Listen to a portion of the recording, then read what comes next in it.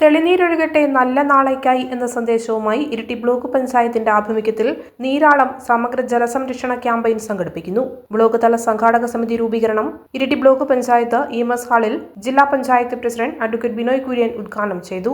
Iritty block panchayat ഭരണസമിതി വളരെ ശ്രദ്ധേയമായിട്ടുള്ള ഒരു പ്രവർത്തനത്തിനാണ് നേതൃത്വം നൽകുന്നത്. നീരാളം 2026 എന്ന പേരിൽ ഒരു ജലസാക്ഷരതാ പരിപാടിയാണ് ബ്ലോക്കിൽ ഉടനീളം സംഘടിപ്പിക്കുന്നത്. നമുക്കറിയാം, പുതിയ കാലഘട്ടത്തിൽ ജലസംരക്ഷണം ഏറ്റവും പ്രധാനപ്പെട്ട ഒരു ഉത്തരവാദിത്വമാണ്. തദ്ദേശ സ്വയംഭരണ സ്ഥാപനങ്ങൾക്ക് വലിയ പങ്കുവഹിക്കാൻ വേണ്ടി സാധിക്കുന്ന ഒരു മേഖലയാണ്. നമ്മുടെ ആവശ്യകതയ്ക്കനുസരിച്ച് ശുദ്ധജലം ലഭിക്കുന്നില്ല എന്നുള്ളതാണ് ഇപ്പോഴുള്ളൊരു പ്രശ്നം.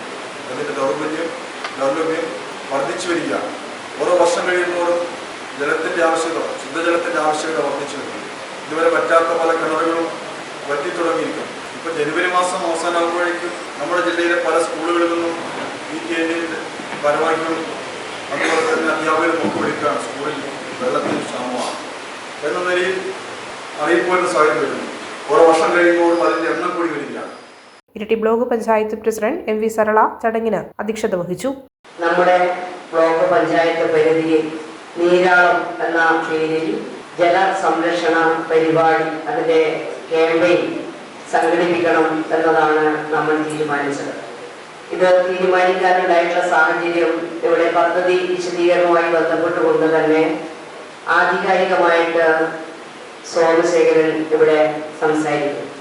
ഇവിടെ ഇരിട്ടി ബ്ലോക്ക് പഞ്ചായത്തിന്റെ പരിധിയിലുള്ള ഗ്രാമപഞ്ചായത്തുകളിലും മുനിസിപ്പാലിറ്റികളിലും ശുദ്ധമായ കുടിവെള്ളത്തിന്റെ ദൗർബല്യം ഓരോ വർഷം കഴിയുന്തോറും അത് വർദ്ധിച്ചു വരുന്നു എന്നതാണ് പരിശോധനയുടെ ഭാഗമായിട്ട് കാണാൻ സാധിച്ചത്.